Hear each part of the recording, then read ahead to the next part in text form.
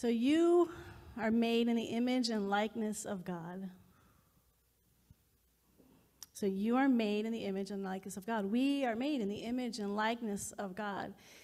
That's the core statement of 3 Abrahamic religions: Judaism, Christianity, Islam. You are made in the image and likeness of God. And it doesn't say it in those words, but that's in all the major wisdom traditions.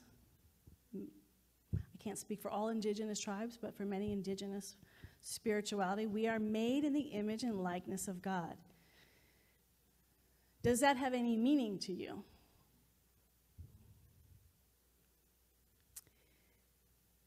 It's important, if we know that we're made in the image and likeness of God, is to have an idea of who God is. And so what we know is that there are many names for God. Last night we were learning from the Islamic tradition, they have 99 names. On the minister's listserv, they did a 99 names that we use for God, but ultimately there's as many names of God as there are people, although we probably cross over a lot. And then we have the whole, but they all would say there is actually no name. I mean, it's all names because there's no name. It's beyond all names. You can't actually contain God in a single concept or in a single word. So what happens then is that this idea of God gets to be so big, so that it's almost vague. Like we can say, oh, it's this quality, it's love, it's peace, it's joy, or it's Allah, it's the ground of all being, it's source, it's Brahma. We can say all these different names, but so what? What does that actually mean? What does it mean to you personally? And so one of the things I believe is incredibly important on this spiritual journey is not just to be able to name a million names of God, not to know all, I mean, we have so many traditions available to us now, and it's great to know all of them and be interfaith and be able to talk about all of them, but it's really important is to know personally and intimately who is God to you.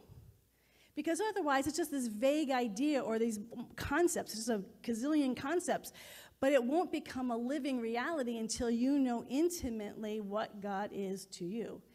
And because God is infinite, it can change, it can morph. So it may change. Who God is to you today might be different than who God was to you 5 years ago, and might be different than who God is to you in 5 years from now. Generally, we like to think that we continue to evolve what we include, so it's not that you dismiss what it was in the past, but you take that and you add on. We are made in the image and likeness of God. So I grew up in a Protestant world where there was no feminine face of God. I didn't miss it, never thought about it, never felt like I was missing anything. I grew up in a very masculine house, masculine values. So I didn't really think much about the feminine face of God. And then I entered a new thought, and I heard Mother, Father, God, and I didn't have much of a response to that. I thought, that makes sense. I didn't feel strongly about it one way or the other. And then I walked into an old Christian mission, Catholic mission church in San Diego. And there was this, and I don't normally, I know they have this in, so most Catholic churches, but I didn't go into Catholic churches. So I walked in, and there was a statue of Mary. And somehow I had such an emotional reaction to that, like a negative one. Like, why is she there? I thought Jesus was the source of Christianity. Why do you have this? It was so, it's like the idea of mother was one thing, but to see an actual statue of a woman was very off-putting at first because it was so unfamiliar. So I remember walking closer to the statue, and I'm just looking up at her. She's a big statue. And I'm thinking, well, we're made in the image and likeness of God. And God comes from the invisible and births itself into form, and I'm actually a woman. So and I'd already heard Mother, Father, God, so I'm like, oh, there really is a God that's a mother that has birthed herself into form as women in this world. And I know there's a lot of gender fluidity, we'll get into that in a minute, but just birthed itself into as a woman. So as I'm realizing this, that there's this feminine face of God, who's not just an abstract concept anymore, but is actually an embodied reality. I'm seeing and feeling the power of that. And as I am, this divine statue of Mary comes alive, energetically, spiritually moves towards me, and I become one with the mother. And a little bit more than that, but it shifted everything because I had grown up in such a masculine world, and I realized, well, wait, if God's the mother, what does that mean? We have all these very, all 6 of the major world's religions were created by men. They're strong women characters, but they're the support, let's be clear. I mean, Mary is big in some aspects of the Christian church, but she's big because she's the mother of Jesus, who's the main character. Moses, Muhammad, Buddha. Well, there's so many in Hindu. That would take a while. But the main 3 gods, Shiva, Vishnu, and Krishna. Shiva, Brahma, and Vishnu, male. So what is that? And then we look at our religion as it's in this world. It's very masculine oriented. So what does that even mean to be the divine mother, this feminine face of God, and to actually look at that? So I started exploring what that meant. That became it's just a piece, but I'm just saying that who is God to you? Does it match who you are in this world? So I want to look a little bit at the feminine and masculine energy. Recognizing that every one of us has masculine and feminine energy, and they're very intertwined, and it's very hard to separate one from another. So to give an example, I heard, I don't know if I heard it or read it, Reese Witherspoon saying that as she grew up in Hollywood, she recognized that her male counterparts were very comfortable with being ambitious. And she felt as a woman that it wasn't feminine to be ambitious. And she decided, enough with that, I'm ambitious. I have plans. And so the question is, is that the masculine energy in Reese coming out as ambition? Or is ambition part of the feminine quality that we've just never acknowledged before? I don't know. So that's why it gets all, I'm talking about it as if it's these clear-cut categories, but I'm just giving a heads up that it's really not, that it's all very confusing and intertwined, which is why I love gender fluidity, because that's really how it is. And yet there's enough truth to these things that have been helpful to me I'm saying they're partial truth, but there's enough truth to be helpful. And so I get this idea of masculine and feminine energy from David Data, John Gray, Deborah Tannen, who wrote You Just Don't Understand, she was looking at gender differences by language. She's a cultural linguist at Georgetown University. So I'm not going to get into all the stuff they said, but in general, here were some. I'm really going to there's so much, but I'm just going to go with emotions. So masculine energy, emotions is, that's the place where you want to get, where nothing, you just sort of keep this cool, calm, collected, it's like Fonzie. You just don't get riled up about things. I have my oldest brother, calmest person I know, most even-keeled person I know. It's an amazing thing to me. I'm like, wow, that's amazing. It's like a magic trick. Feminine energy is much more emotional.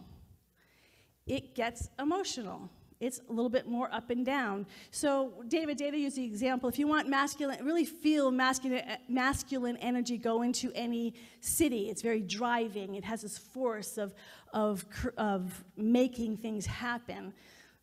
And there's also the zone, or go to any monastery. Zzz. If you want to know feminine energy, you go into nature. And he used Hawaii as an example. Hawaii is warm and comforting and voluptuous and volcanic. It can erupt at any minute. And he said that's feminine energy. And we have to start realizing how both energies are needed, and they're both part of who we are. I found that very helpful, actually. So, are you emotional? You have emotions. But are you emotional? Do you identify yourself as an emotional being? I wonder if you have quick answers or no. Yes. Me too. And so, well, I looked up the word. This is actually kind of funny. I looked up the word emotion because I'd heard the very clever emotion is energy in motions, because it's energy and it moves. It's not, it's, when you feel emotion, you're not feeling, you're feeling, so it's funny, because so I looked it up, and that wasn't the definition. It was something like it's a neurological, very sort of science. I'm like, ugh, it was one sentence, and it really didn't resonate. So I looked further, I dug a little deeper, and I got a little paragraph, but it was hysterical. The last sentence in the paragraph was, scientists cannot come into agreement about what is emotion. Science is very cool, rational, conceptual. Here's the static definition, and we cannot agree upon on what that definition is for emotion because it doesn't operate the same way. I think that's hysterical. So I invite you, as we're going through this month of emotion, it's actually been interesting. When I first saw that this month was about emotion, I was sort of like, oh, that's kind of, like, it didn't inspire me. I didn't get excited. But then as I've been with it, I'm like, oh, this is a great topic. And there's no way we can touch on all of it in 5 weeks. But it is something worthy of, not only worthy, I would say essential to explore in your life. So my invitation to you this month is to really explore not just specific moments of emotion, but emotional themes. That's what was sort of interesting as I was preparing for the talk. It wasn't just about, oh, here's a moment of emotion, or it was like, how is emotions as a theme played throughout my life? And it was interesting to look sort of at the big picture. So I invite you to look at this, how emotions play a role in your life. So I'm just going to share, as a kid, I had sort of opposite, and I guess we all do, have sort of this paradoxical personality. So I was born very, I would say passive, in terms of I didn't have all the ambition my brothers had. I was pretty I was, no question, easygoing. I am a type B personality. I laid back, smile a lot, let things, just, my mom, I would say that she used to write biographies of all of us kids as we were growing and developing, and there was a regular mantra of, I just don't understand Harriet. She just makes no sense to me. And, like, I'd be sitting there smiling, and my brother would come and take my toy, and I just go, oh, that's nice. He goes, fight him! Go get your toy! I go, oh, that's nice, he's taking the toy. And just very easygoing. But then I have the other part, which is I'm also very emotional. That I felt things very deeply in a family that did not do negative emotions. They did positive emotions, but not negative emotions. And so, like I said, we watched the news every night. Didn't bother anyone. I know it's very hard for many of you to read the news because it can get overwhelming. I grew up in a family, to this day when I talk to my brothers, watch it every day. It doesn't even occur to them to get emotionally upset by it. That's like, I can't even imagine. It was so overwhelming to me as a child.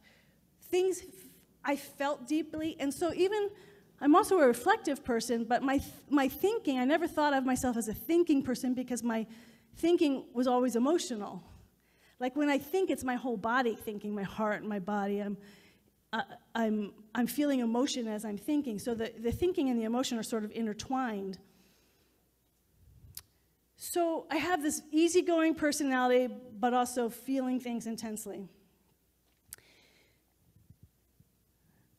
So there was that moment, and I've shared it before, but I'm putting it in this context of emotion, where it's Christmas, and I have my greatest experience of Christ's love because I'm feeling the pain of not being masculine, of not being a type A personality. It was very hard for me, and because I didn't, as my mom always said she didn't understand me, I didn't understand me. I was just this way. I didn't have a lot of desires. I wasn't the main character in any books who I was. I would be the type of person who was always a support person. I loved my family. I adored my family. I would have done anything for them. They were the energy. They were my sun of which I revolved around. And I was happy to do so because I didn't have my own desires. I just didn't. I was cheerful, happy, easygoing. But I also felt like nothing because I didn't have those desires, and I never will. I mean, it's just not how I operate.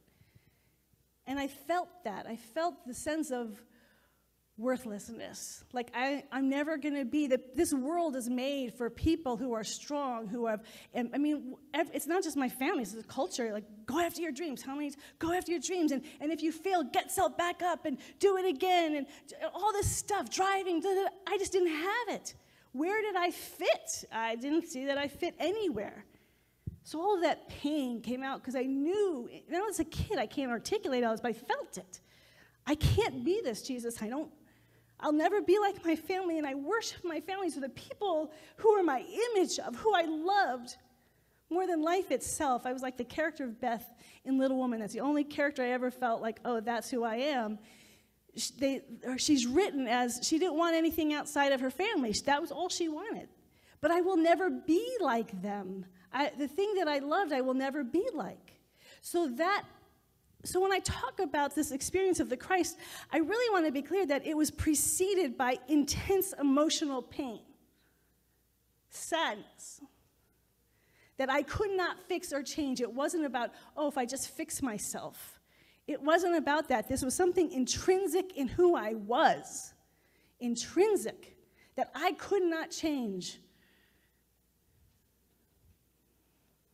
And so then I gave it over to the divine and experienced a love beyond what I can possibly explain. I know many of you know this love. It was beyond this world. And one of the most extraordinary revelations while I was in this state of Christ's love, which is that this love, this worshiping, all loving presence I had for my family was about as big as my little nail on my pinky. That God's love was so much greater.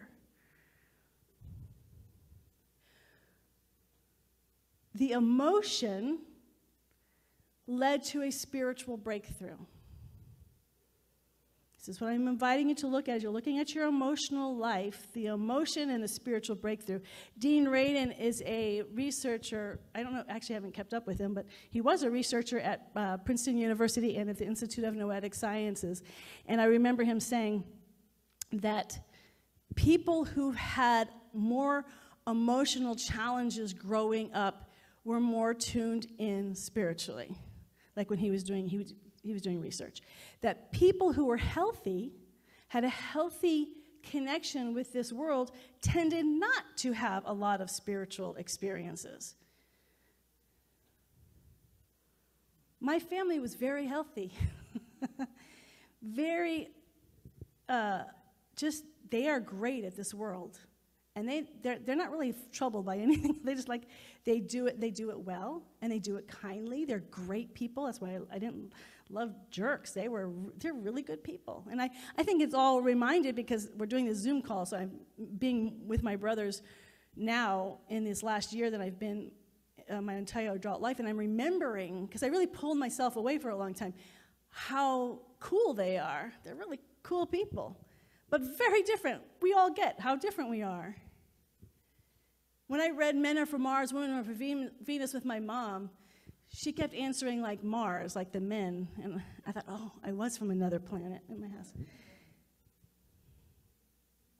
So if we look at our emotions, they're our avenue for breaking through spirituality. And it's kind of interesting because so much of our religion and spiritual practices are created in a masculine energy. So you may note that so much of the values on the spiritual journey is to get to a place where you don't have emotions, or you can control your emotions, or they're not the centerpiece. The centerpiece is the freedom, is the transcendence. Andrew Cohen used to talk about that all the time. Men were much more comfortable with mysticism because they liked transcendence. even New Thought, I love that we have so many women pioneers in New Thought, but it was all masculine energy. They weren't writing from a heart or emotion. They were writing from this absolute truth, this very calm, cool, and collected. And I just had a hard time relating to it because I'm not a calm, cool, and collected person. I mean, at times I am, but I also have these emotions. I also think of my friend, I was about to say her name. She's probably, so one of the things they say about feminine energy is they notice. They're very sensory oriented. Oh, I love your haircut. Oh, look at you did your nails. That's so cute. Women notice the sensory input because they're very much attuned into the vibrational world around them. And so my friend is this in spades, always was changing hairstyle, wearing, just very into her clothes and colors. And so she went to Harvard Divinity School and decided to become a Buddhist nun.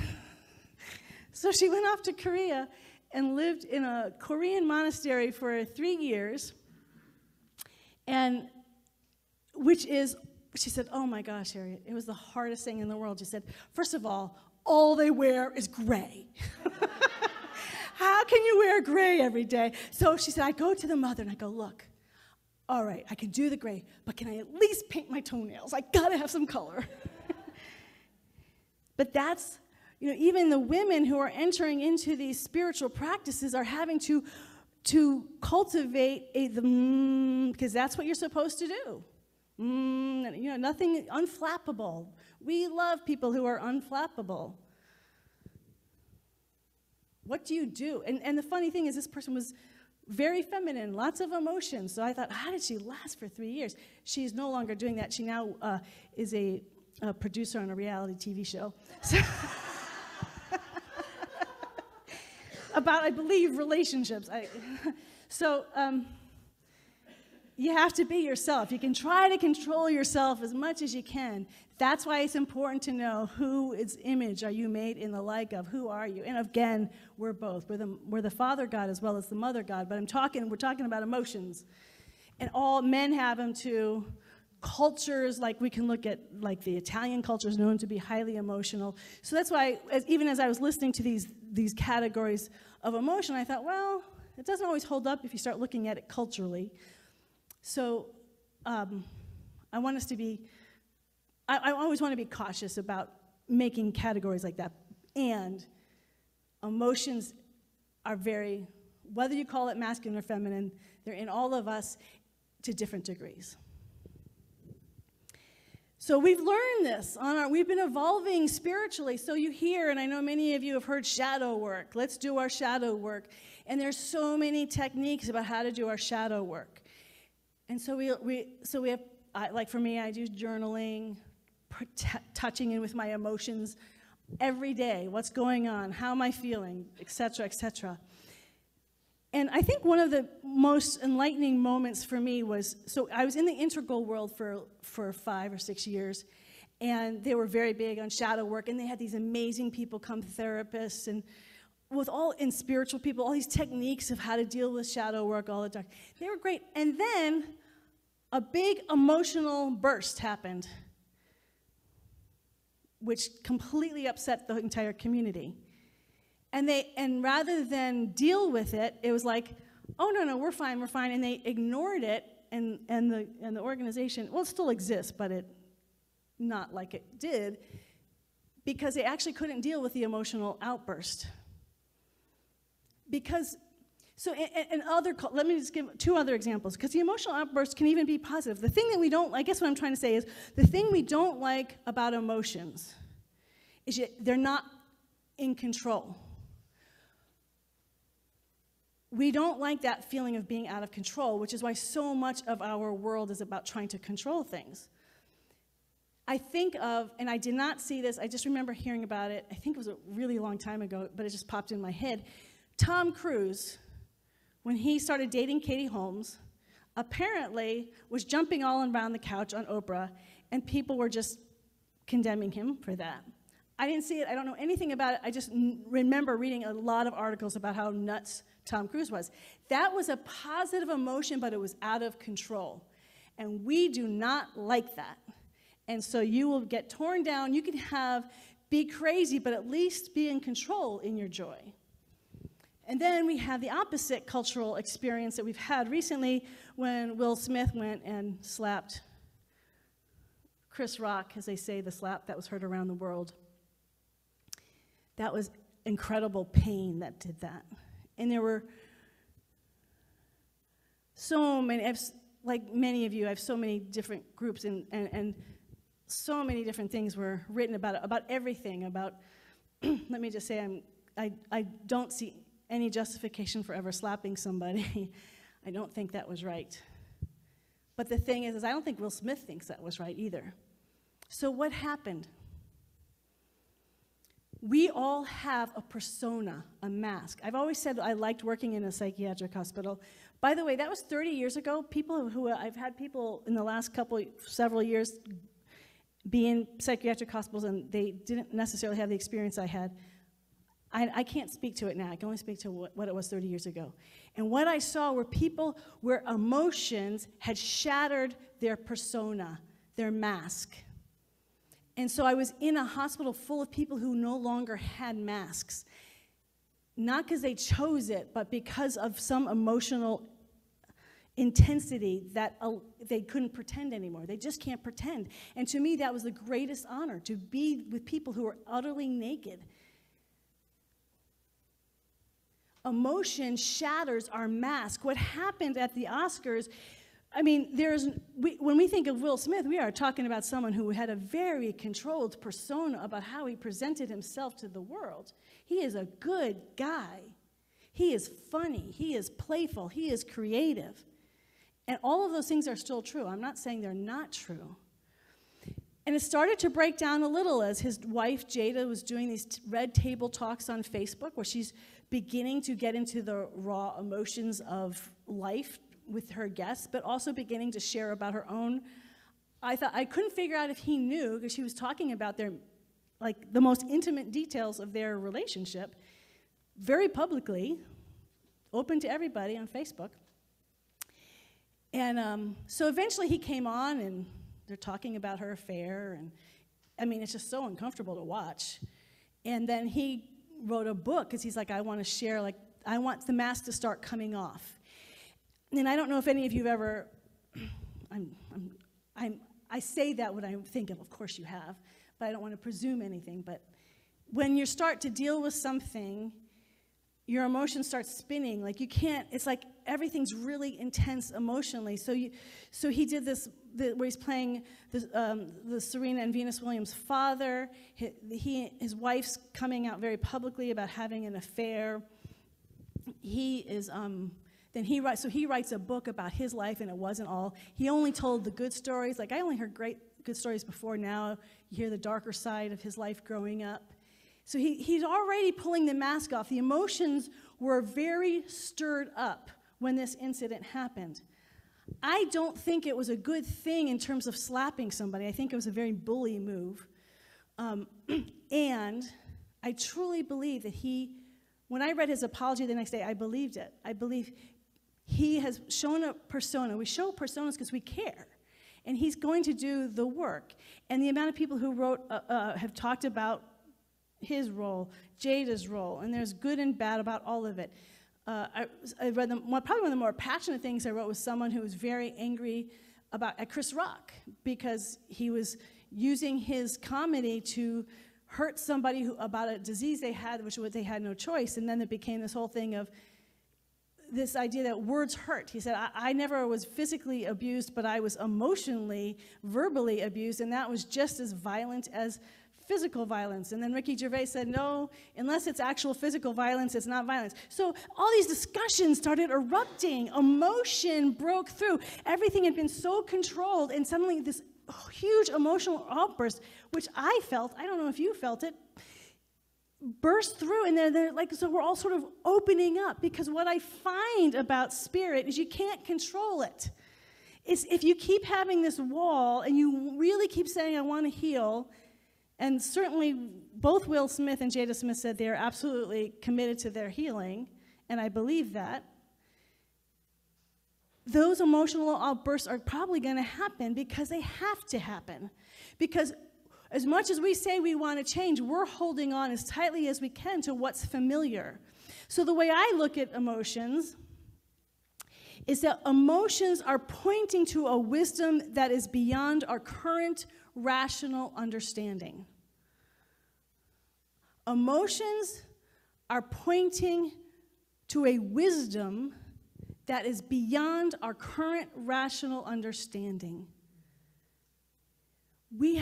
Have you ever had this experience where you're talking to somebody and you're hearing what they're saying and it makes total sense? Like, yeah, that's true. I've had this happen so many times.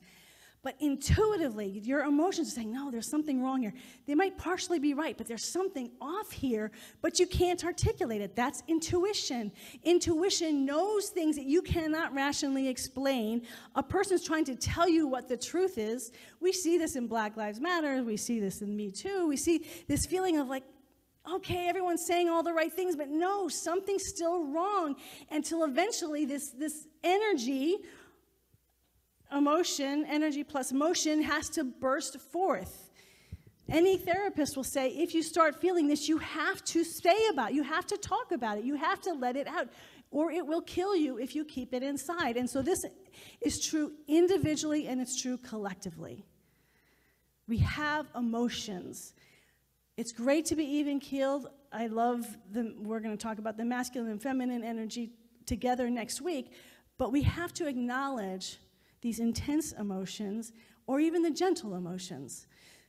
I was looking at my life, again, I'm asking you to do this, and seeing that so many of my spiritual experiences came around an intense emotional feeling about something, an emotional experience.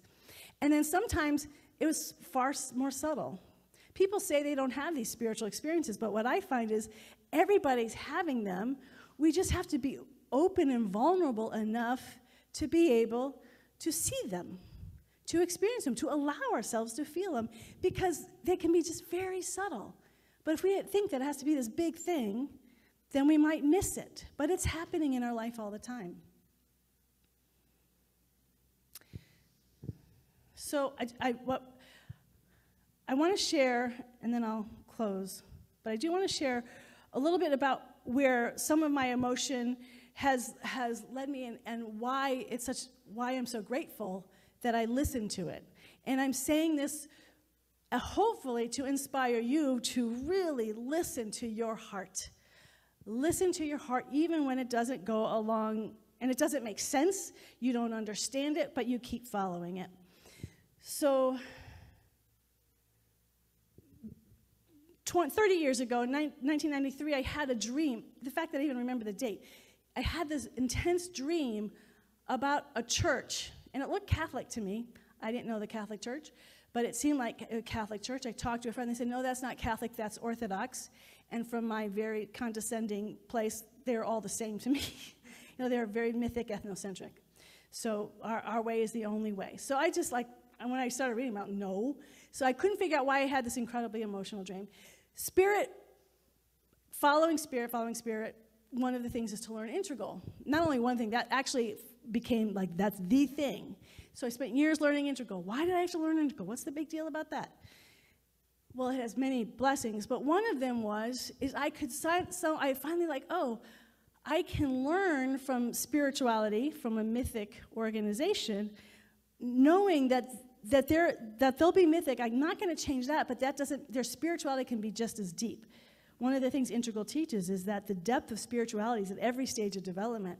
I had just as much depth spiritually as a child as I do now.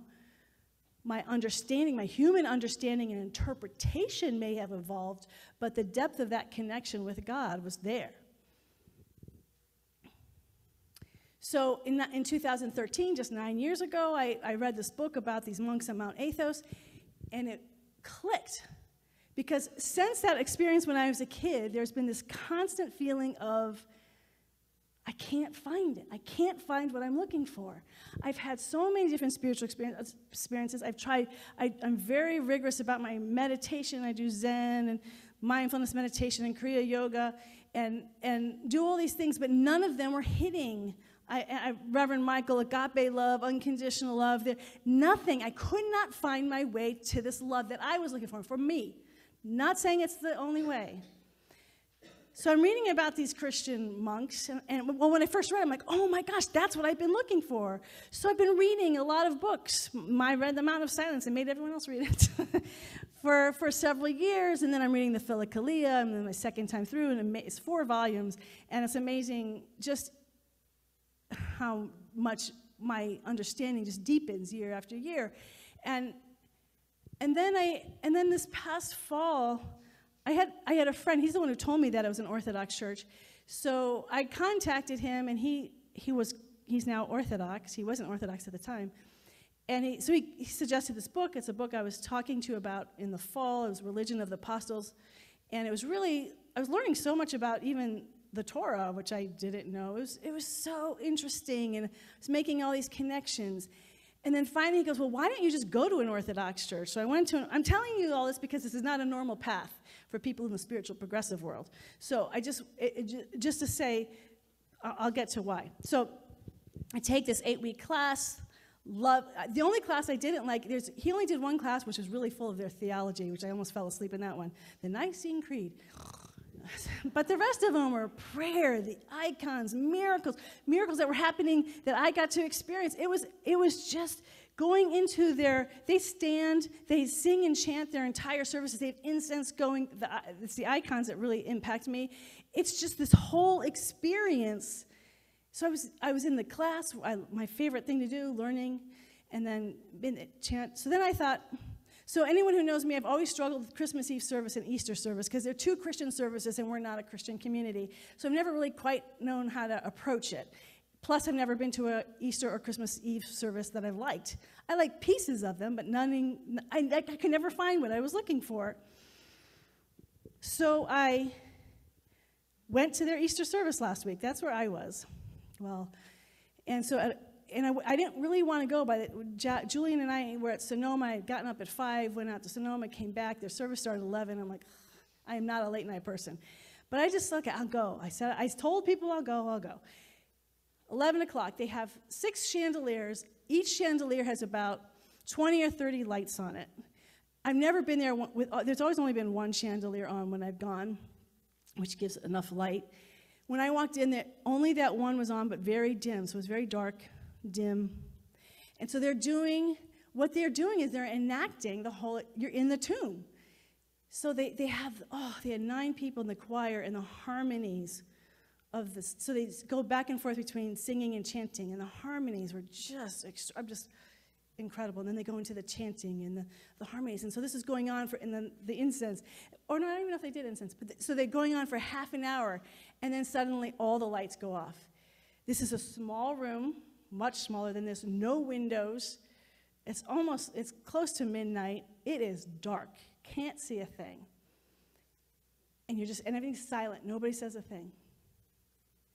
And then out from behind, the priest comes with a candle. Actually, it's 3 candles for the Trinity.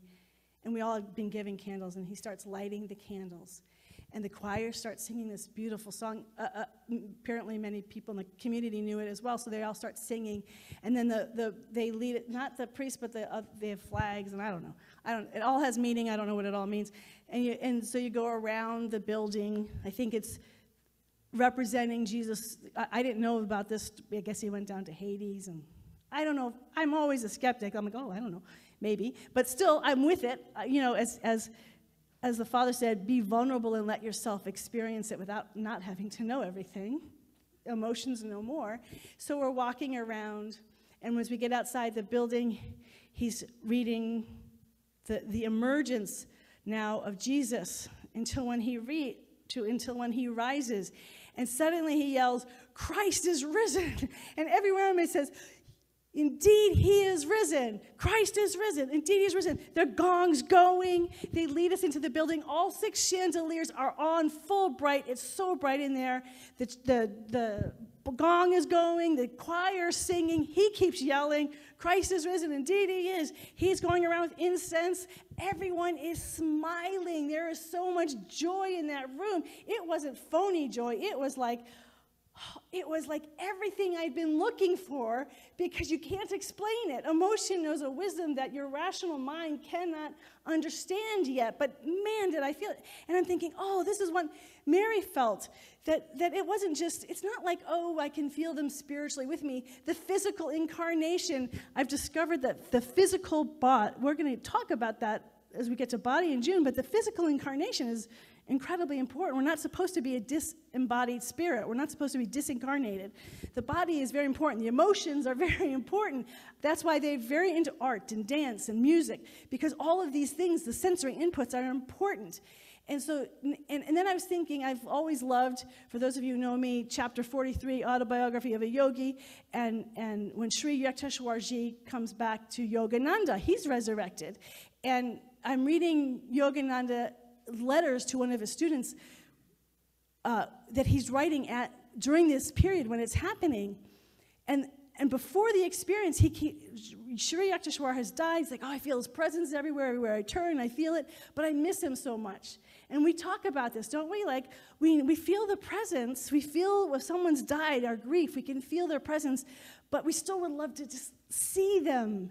And in that, but I never really got it until this experience, like, because when Yogananda writes about when Sri Yukteswar actually shows up in the flesh and he grabs onto him and he won't let go, I got it for the first time. I'm like, oh, I get it. I get why this is such a big deal. It's never been a big deal for me. I'm like, oh, it's like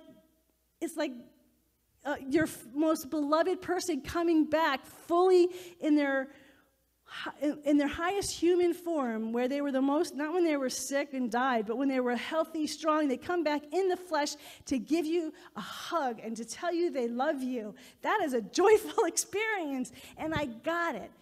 But mostly what I got was this fulfillment of this lifelong desire that I never could understand, that I didn't hear from anybody else. I couldn't talk to, like, why, I don't know, I just had this thing. And then I met with Father Augustine yesterday for a couple hours, and I knew I had to be careful, because I know he believes they are the only way. I tried a little bit, like, well, can you see maybe the Christ being in yoga? No. So I just like, okay, back that off. But as I'm talking to him, I'm telling him these various experiences I've had, like the Mary experience and what happened. And he goes, oh, well, did you know? And he starts giving me all this stuff about Mary as a child, because when I became one with her, I became very silly and child. And he's like, well, yeah, there's a feast, November 21st, and it's her entering the temple at age 3. She's a child. She enters into the Holy of the Holies. I went to the confessional. And he just started telling all this stuff. And as I was telling him my various experiences, it was like, this is why I've been called here. I didn't know. It's so antithetical to the way I was raised or to what I think in terms of the ethnocentricity, but there was something so deep in my soul. There is the emotion that was pointing me beyond what my rational mind could understand, but I kept saying yes to it. Even though I can't explain it to people, even when I tell people, oh yeah, I'm going to the Orthodox Church, why would you do that? And but as I'm talking with him, I'm talking with a mystic. There's what I would say in the Eastern tradition, they call it transmission. There's just the depth of richness it's just incredible. And having so much of the things that have been happening to me in my life started to be explaining, the pieces of the puzzle come together. You are made in the image and likeness of God. Divine, whatever that word is, or however you like to hold it, you are made in that image and likeness. And it is real, and it is calling you, One of the other things that I would say about what I've discovered about emotion is that it often bursts out and it's ugly, but it leads to a greater tenderness. People who've been on this path become, and allow those emotions to break them open. They say the light comes through where the heart breaks open. Become tenderer, softer, more gentle, kinder. Because that's who spirit is. You are made in the image and likeness of God. Look at your emotions. Look at your spiritual life. Look at who God is to you, personally, specifically, and intimately. Let it guide you. It is guiding you back home to yourself. Let's pray.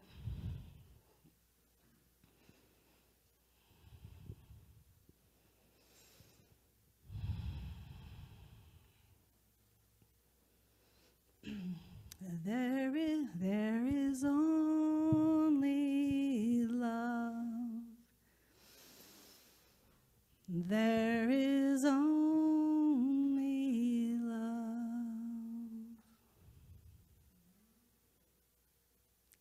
I am remembering who I am.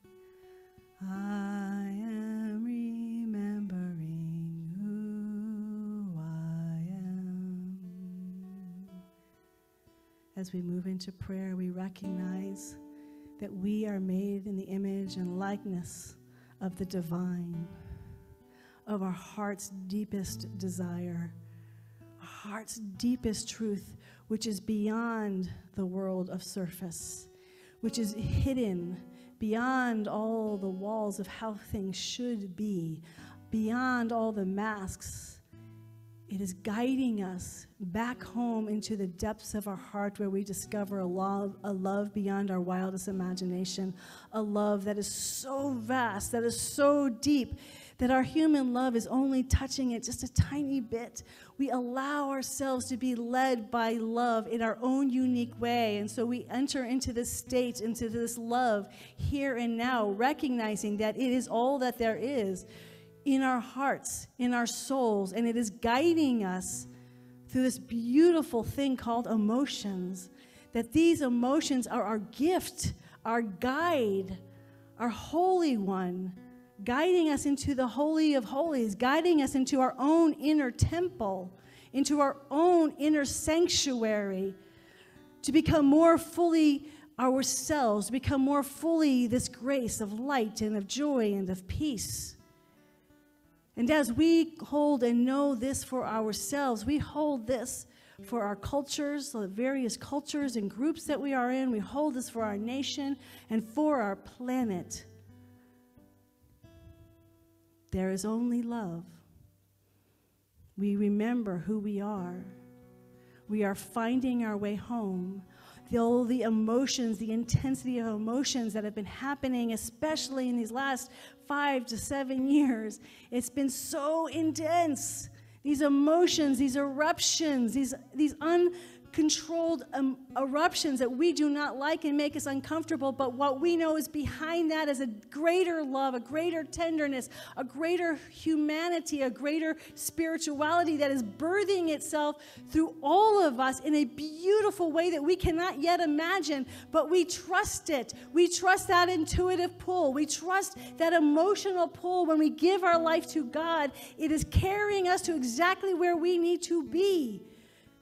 Collectively and individually and collectively. So we hold ourself, our family, our friends, our loved ones, those we don't care so much about, all of them, the entire planet Earth. We include all the sentient life forms and the cosmos and the billions and things that we can't even see. For when we pray, when we enter into this wonderful, mysterious, magical energy, we are joining in the prayers of angels. We are joining in the prayers that are happening all the time in the divine life. This prayer life is constantly going in the world of the infinite, and as we enter and allow our heart to carry us into this motion, into the emotion of prayer, into the emotion of truth, into the emotion of love, we are entering into the high and holy prayer life of divine beings in all space and all time and beyond. That is what is happening here today. That is what's happening here with each of us. And we are experiencing ourselves and this world in a new way, in a new love, in a new creation that is not of us, but is through and as us. in deep abiding gratitude for the healing that this brings, for the revealing that this brings, for the joy that it brings, for the love that it brings. We just say thank you, thank you, thank you. We are on our knees metaphorically. Thank you, thank you, thank you, thank you. In deep abiding gratitude, we give thanks and we let it be, and we say together, and so it is. Amen and amen.